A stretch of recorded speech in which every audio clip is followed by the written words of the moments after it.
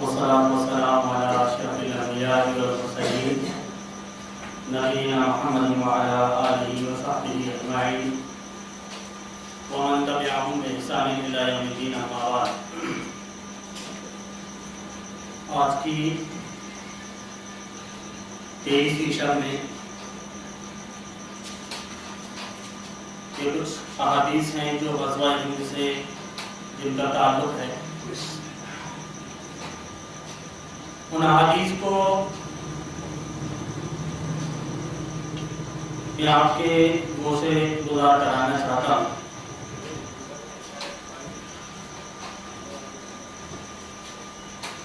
یہ جو پہلی حدیث ہے حضرت ثوبان رضی اللہ تعالیٰ عنہ کی، وہ اس طرح سے کہ ثوبان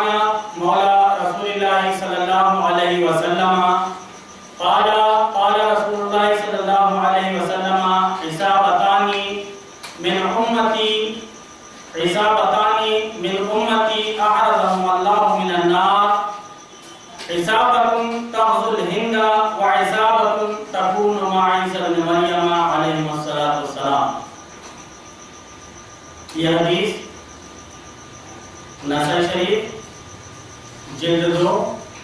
حدیث نمبر 1087، مسند احمد جلد نمبر 10 حدیث نمبر 22759، اور امام حیثمی نے اس کو اپنی کتاب مجموع الزوائد میں ذکر کیا ہے، جلد نمبر 5 صفحہ نمبر 382. اور امام بخاری کی کتاب ہے التاریخ الکبیر، امام بخاری جلد نمبر 3 باب نمبر 2 اور حدیث نمبر 72.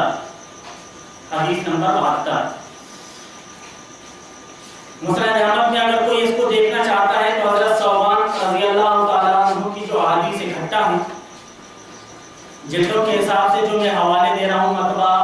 الگ الگ جگہ سے جو شائع ہوئی ہے اس کے حساب سے کچھ آگے پیچھے فرق ہو سکتا ہے. تو آدمی یہ نہ سمجھے کہ یہ حدیث ہے ہی نہیں، آدمی انہوں نے من گھڑت بیان کر دی. جن کا جو نمبر جو جلد نمبر میں بتا رہا ہوں اس کا مطالبہ آدمی مجھ سے کر سکتا ہے کہ آپ نے جو حوالہ دیا ہے وہ ان کی ہم کو تصدیق چاہیے کہ آپ نے جو کچھ بیان کیا ہے وہ حوالے کے عین مطابق ہے یا نہیں. تو انشاءاللہ اس تک کے ان کے جو حوالہ جات ہیں وہ حوالے میں اس کو دے دوں گا جو بھی طلب کرنا چاہے. پہلی حدیث حضرت ثوبان رضی اللہ تعالیٰ عنہ کی. ثوبان مولا رسول اللہ صلی اللہ علیہ وسلم یعنی رسول اللہ صلی اللہ علیہ وسلم کے غلام یہ کہتے ہیں کہ رسول اکرم صلی اللہ علیہ وسلم نے فرمایا کہ میری امت کے 2 ایسے گروہ ہیں جن کے اوپر اللہ رب العالمین نے جہنم کی آگ کو حرام کر دیا ہے. گویا جیتے جی ان کو جنت کی بشارت، یوں تو عشرہ مبشرہ جن کو جنت کی بشارت دی گئی، اور اس کے علاوہ بھی کچھ صحابہ اکرام ہیں جن کو رسول اللہ صلی اللہ علیہ وسلم نے دنیا میں جنت کی بشارت دے دی. اور یہ غزوہ ہند کے متعلق رسول اکرم صلی اللہ علیہ وسلم نے پہلے ہی پیشین گوئی کر دی کہ میری امت میں 2 گروہ ایسے ہیں جن کے اوپر اللہ رب العالمین نے جہنم کی آگ کو حرام کر دیا. ان میں سے ایک گروہ یا ایک جماعت وہ جماعت ہے جو ہندوستان سے غزوہ کرے گی، غزوہ ہند. عام طور سے یہ حدیث ایسی ہے کہ جن حدیثوں کی یہ حدیثیں ہم لوگوں کے سننے میں نہیں آئی. لوگوں نے جو اپنے آپ کو اہل حدیث بولتے ہیں ان کو معلوم بھی ہے کہ علامہ البانی نے اس حدیث کو صحیح کہا ہے، اس کے بعد بھی ان کا ذکر نہیں کرتے. اور وہ ذکر آج اب چونکہ 23ویں شب ہے، 27ویں شب قریب ہے، تو زکات، صدقات، خیرات ان کی حادث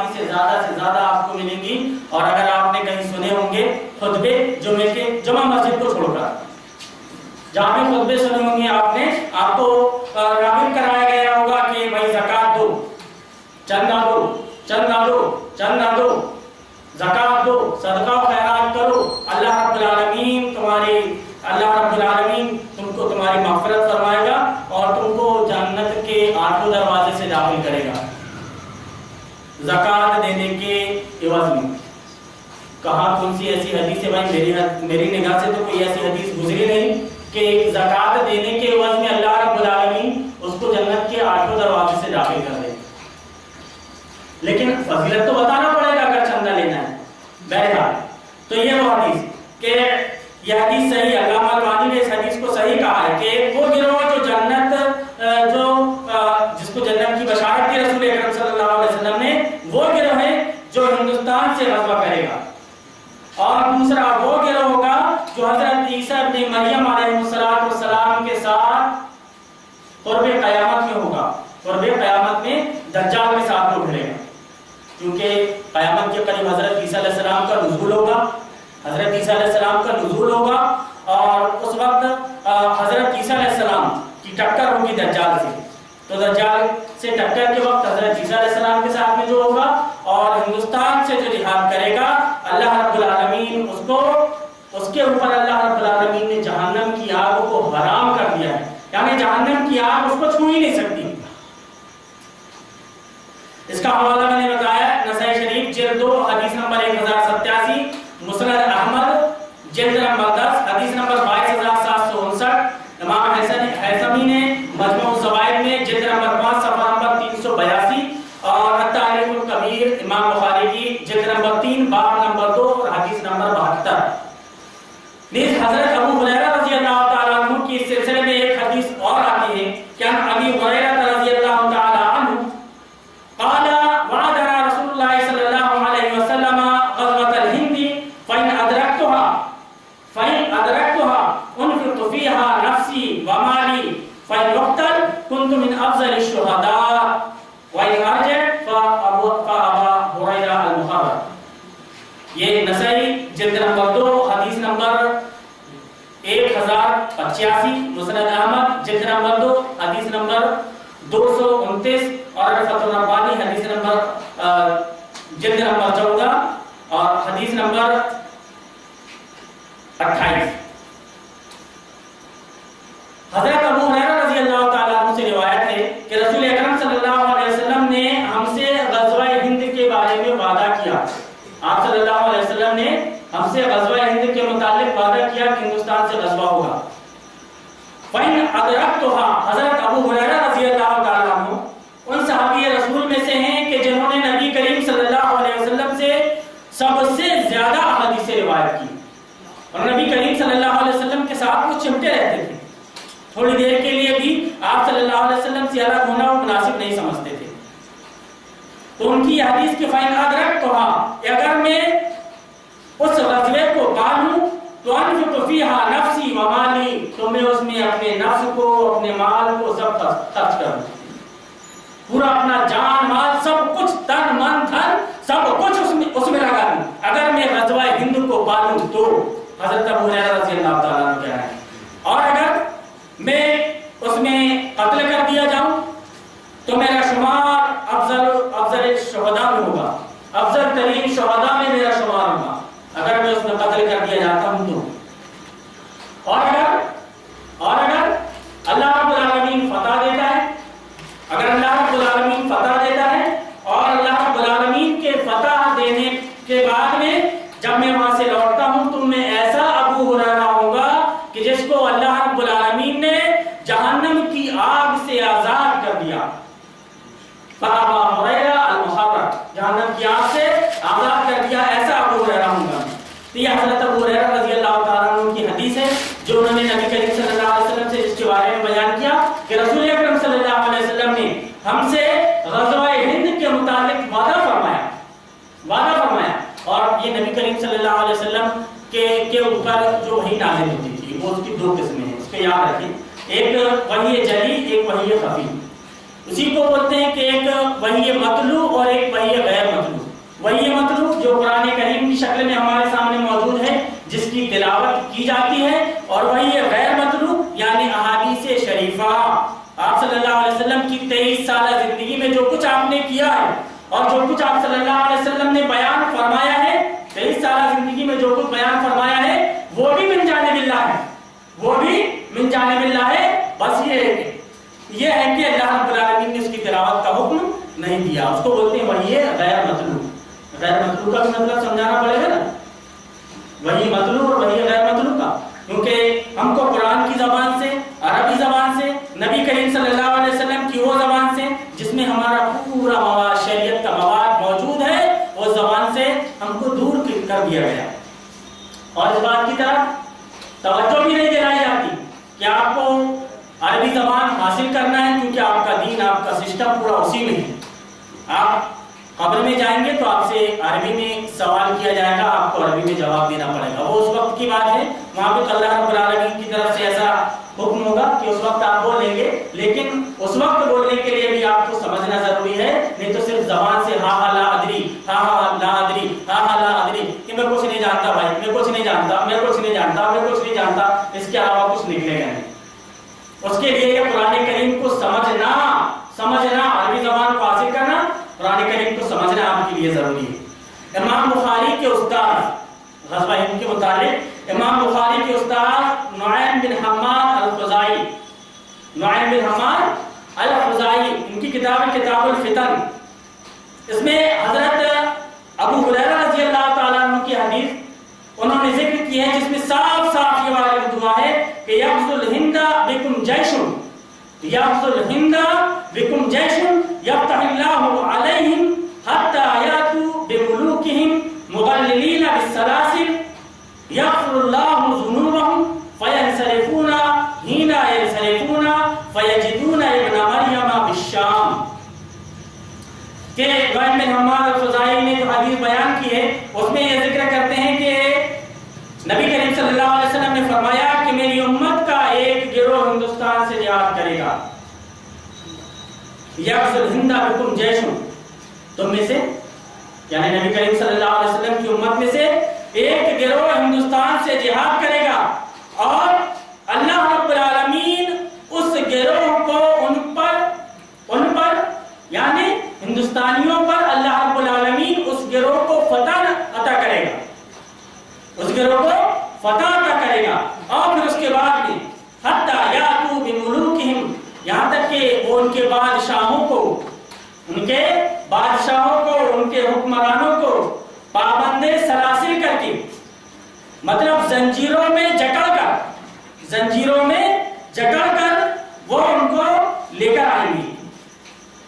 اللہ رب العالمین ان کے گناہوں کو معاف فرما دے گا، اور وہ جب وہ لوٹیں گے تو اس حال میں لوٹیں گے کہ حضرت عیسیٰ ابن مریم علیہ السلام کو شام میں پائیں گے، حضرت عیسیٰ ابن مریم علیہ السلام کو شام میں پائیں گے۔ شام کا علاقہ اس وقت وہی ہے جو سیریا کا جو علاقہ ہے وہ شام کا علاقہ، جو شام کے بارے میں آپ صلی اللہ علیہ وسلم نے بیان فرمایا۔ اور دوسری احادیثوں میں اگر ہم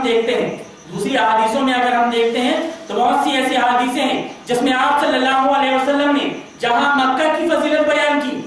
آپ صلی اللہ علیہ وسلم نے جس حدیث میں مدینہ کی فضیلت بیان کی، اسی حدیث شریف کے اندر نبی کریم صلی اللہ علیہ وسلم نے شام کی فضیلت کو بھی بیان فرمائی ہے، اور سمجھ میں آتا ہے کہ حضرت عیسیٰ علیہ السلام کو وہ لوگ وہاں پائیں گے، اور یہاں کے بادشاہوں کو اور یہاں کے حکمرانوں کو زنجیروں میں جکڑ کر حضرت عیسیٰ علیہ السلام کے سامنے وہ پیش کریں گے۔ آگے ان کا خلاصہ ایک حدیث کا اور ہوگا، یہ دیکھ لیجیے کہ شیخ حمود بن عبداللہ الطویجری، یہ عربی شیخ ہیں، عرب کے شیخ حمود بن عبداللہ الطویجری لکھتے ہیں کہ ما ذکر فی حدیث ابو ہریرہ الذی رواہ نعیم بن حماد من غزوۃ الہند فهو لم يقع الى الان وسيقع عند نزول عیسی ابن مریم علیہ السلام۔ اتحاد جلد نمبر 1 صفحہ نمبر 299، یہ ان کی کتاب ہے، شیخ حمود بن عبداللہ الطویجری کی اس میں انہوں نے ذکر کیا ہے جلد نمبر 1 صفحہ نمبر 299 کے اندر کہ نعیم بن حماد جو کہ امام بخاری رحمۃ اللہ علیہ کے استاد ہیں، امام بخاری رحمۃ اللہ علیہ کے استاد ہیں، انہوں نے جو حدیث بیان کی حضرت ابو ہریرہ رضی اللہ تعالیٰ عنہ کی، تو غزوہ ہند کے متعلق تو وہ غزوہ اس وقت تک یعنی ابھی تک واقع نہیں ہوا ہے، وہ غزوہ ابھی تک واقع نہیں ہوا ہے، فَهُوَ لَمْ يَقَعْ إِلَى الْآن مطلب آج تک واقع نہیں ہوا ہے، وَسَيَقَعُ عِنْدَ نُزُولِ عِیسیٰ ابْنِ مَرْیَمَ علیہ السلام، اور وہ غزوہ واقع ہوگا حضرت عیسیٰ علیہ السلام کے نزول کے وقت، حضرت عیسیٰ علیہ السلام کا نزول ہو جائے گا اس وقت میں اس غزوہ کا یہ غزوہ ہند واقع ہوگا۔ ہمارے سامنے ان حدیثوں کو ذکر نہیں کیا گیا، نبی کریم صلی اللہ علیہ وسلم کی فرامین کو ذکر نہیں کیا گیا، اور پھر جب بھی کہا جاتا ہے کہ یہ نظام باطل ہے، نظام طاغوت ہے، نظام باطل ہے، نظام طاغوت ہے، شریعت الہیہ کی مخالفت میں ہے، شریعت الہیہ کی مخالفت میں ہے، اس کے جو بھی قوانین ہیں نبی کریم صلی اللہ علیہ وسلم کے لائے ہوئے قوانین کے بالکل اپوزٹ ہیں۔ اب آپ کیسے ان کی مدد اور ان کی اعانت کر سکتے ہیں ان کے ساتھ شانہ بشانہ چل کر، جبکہ اللہ رب العالمین کا فرمان ہے کہ وَلَا تَعَاوَنُوا عَلَى الْإِثْمِ وَالْعُدْوَانِ، کہ گناہ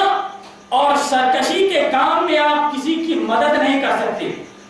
گناہ اور سرکشی کے کام میں آپ کسی کی مدد نہیں کر سکتے۔ اگر آپ کسی کی مدد کر رہے ہو تو آپ خدا اور اس کے رسول کی مخالفت میں،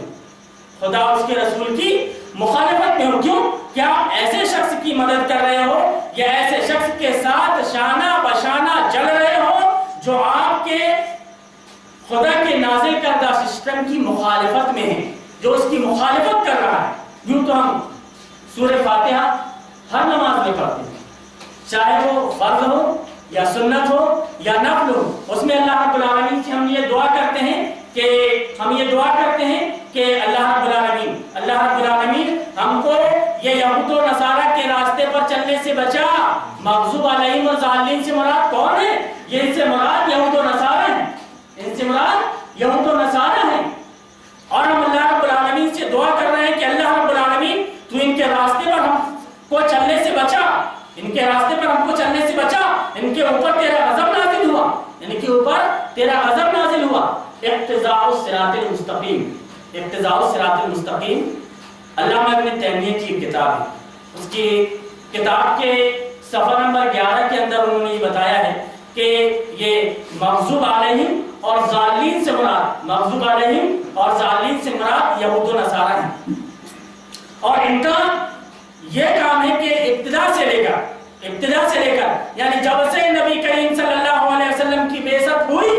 تب سے لے کر آج تک ان کی مہم میں یہ شامل ہے کہ آپ کو جو بھی کام کرنا ہے وہ نبی کریم صلی اللہ علیہ وسلم کی مخالفت میں، اور جو بھی دین آپ صلی اللہ علیہ وسلم کے اوپر اتارا گیا اس کی مخالفت میں۔ اس سلسلے میں ایک چھوٹی سی بات میں ذکر کروں کہ آگے کچھ نواب صدیق حسن خان اور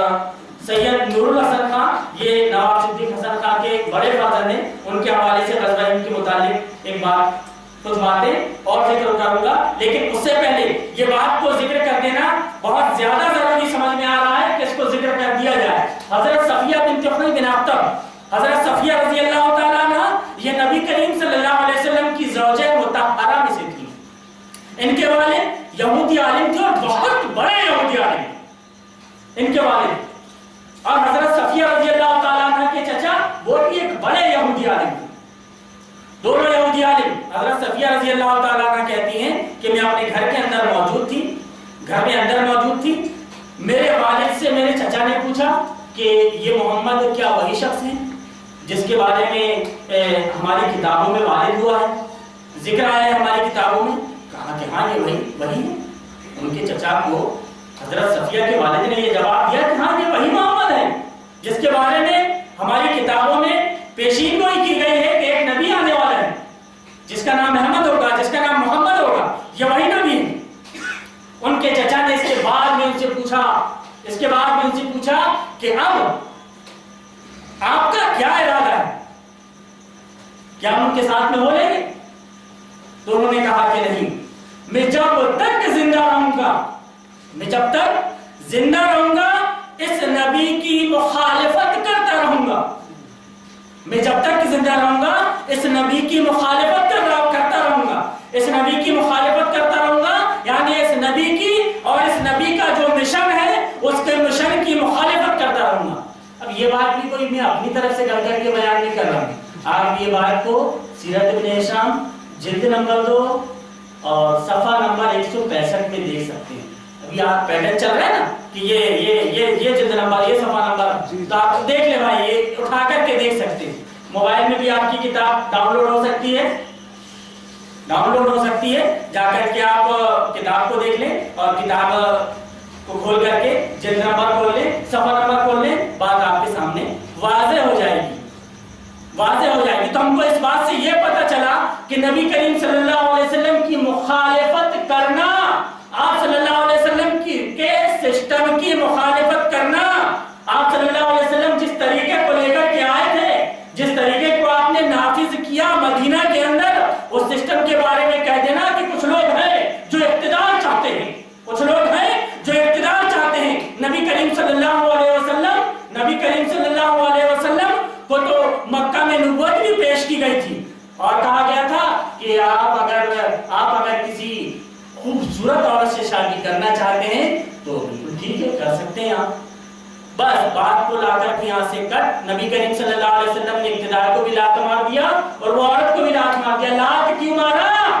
کہ تم یہ سسٹم نہیں چلاؤ گے جو سسٹم اللہ رب العالمین نازل کر رہا ہے، یعنی کلمہ لا الہ الا اللہ محمد رسول اللہ پڑھ لینے کے بعد میں آدمی خدا اس کے رسول کا فرما بردار ہو گیا۔ اب جہاں اس کا خدا اس کو لے کر جا رہا ہے، اس کا رسول اس کو لے کر جا رہا ہے، اس کو وہی جانا ہے، ولی صاحب یہاں پہ آ کر کے ڈنڈی مار دیتے ہیں۔ جب آپ کو اقتدار کی ضرورت نہیں تھی تو مدینہ والوں کے بلانے پر آپ آئے کیوں؟ اقتدار کو تسلیم کیوں کیا؟ آپ نے ہاتھ میں علم کیوں لے لیا، ڈنڈا کیوں لے لیا؟ اور آپ صلی اللہ علیہ وسلم نے مدینہ میں آنے کے بعد میں جس سسٹم کو آپ نافذ کرنا چاہتے تھے مکہ مکرمہ کے اندر، اس سسٹم کو آپ نے مدینہ منورہ کے اندر نافذ کیا۔ آپ نے اقتدار کو صرف اس وجہ سے لات مار دیا کہ اس بات سے جو نبی کریم صلی اللہ علیہ وسلم نے کے اوپر اللہ رب العالمین کی وحی کے ذریعے سے نازل ہو رہی تھی، اس سے سمجھوتا نہیں ہوگا۔ آج آپ سمجھوتا کر لیجئے، ہم فقیر ہیں، 2 روپے کلو آپ کو چاول ملے گا، 2 روپے کلو آپ کو گیہوں ملے گا، آپ تسلیم کر لیجئے، آپ فقیر ہیں۔ آپ تسلیم کرنا نہیں چاہتے کہ فقیر ہیں اور آپ چاہو کہ آپ کو 2 روپے کلو چاول مل جائے، ملے گا؟ غریبی ریکھا سے نیچے والا کارڈ، وہ پیلا کارڈ وہ کہاں سے بنے گا آپ کا؟ جب تک کہ آپ اپنے آپ کو فقیر نہ پیش کریں۔ تو نبی کریم صلی اللہ علیہ وسلم وہاں پہ حکومت کو آپ صلی اللہ علیہ وسلم نے اسی لیے ٹھکرا دیا کہ اس بات سے سمجھوتا چاہ رہے تھے وہ لوگ، آپ صلی اللہ علیہ وسلم یہ خدا کی بات سے سمجھوتا کرنا نہیں چاہ رہے تھے۔ نواب صدیق حسن خان بھوپانی، تو یہ یاد رکھیں کہ نبی کریم صلی اللہ علیہ وسلم کی اور آپ صلی اللہ علیہ وسلم کی مشن کی مخالفت، آپ صلی اللہ علیہ وسلم کے طریقے کی مخالفت ان لوگوں کا شیوا ہے جو یہودی ہیں۔ سیرت ابن ہشام جلد نمبر 2 صفحہ نمبر 165، حضرت صفیہ رضی اللہ تعالیٰ عنہ کے والد بن اختر اور ان کے چچا کے بارے میں جو میں نے آپ کے سامنے ذکر کیا، یہ لوگ جو لوگ بھی مخالفت کر رہے ہیں رسول اللہ کی اور اس کے مشن کی جو مخالفت کر رہے ہیں، وہ یہودیوں کی پیروی پر چل رہے ہیں اور اللہ رب العالمین ان کو معاف کرنے والا نہیں، ان کو معاف نہیں فرمائے گا اللہ رب العالمین۔ جہاں ان کا ٹھکانہ یہود و نصارہ کا ہوگا تو یہود و نصارہ کے سسٹم کو جو لوگ تسلیم کر رہے ہیں ان کا وہی ٹھکانہ ہوگا۔ نواب صدیق حسن خان بھوپالی ان حدیث کو ذکر کرنے کے بعد میں بتاتے ہیں کہ ایک جو غزوہ حضرت امیر معاویہ رضی اللہ تعالیٰ عنہ کے زمانے میں ہوا تھا، میں یہ سمجھ رہا تھا کہ یہ وہ ہوگا، لیکن جو یہ ذکر کیا گیا نعیم بن حماد کے حوالے سے کہ وہ زنجیروں میں جکڑ کر کے حضرت عیسیٰ ابن مریم کے پاس میں لائیں گے، عیسیٰ ابن مریم کے پاس میں لائیں से ये वाज़ेह हो जाता है कि वो ग़ज़वा हुआ नहीं है, वो ग़ज़वा होने वाला है। इस बात को उन्होंने जिक्र किया है अपनी किताब हिजाजुल किरामा फारसी में। अब आपको फारसी तो आती नहीं, उर्दू भी नहीं आती, फारसी आती ना, उर्दू आती ना, अरबी आती ना, अरबी आती। क्या खोल के देखिए, आप सीखिए और खोल करके देखिए कि ये जो कुछ आपको इनके सामने हवाला जात पेश किए जा रहे हैं, ये हवाले सही है या गलत। हिजाजुल किरामा फारसी में है, सफ़ा नंबर 343, मतबुआ शाहजहानी भोपाल। और ये कब तबाह हुई है, कब शाये हुई है ये किताब हिजाजुल किरामा? सन 1291 हिजरी में, सन 1291 हिजरी में। सैयद नूरुल हसन फर्जंद अकबर, यानी सबसे बड़े फर्जंद नवाब सिद्दीक हसन खान के, ये हजरत इमाम मेहदी के लश्कर के बारे में जिक्र करके फरमाते हैं कि हिंदुस्तान में जो जमात, वो वहां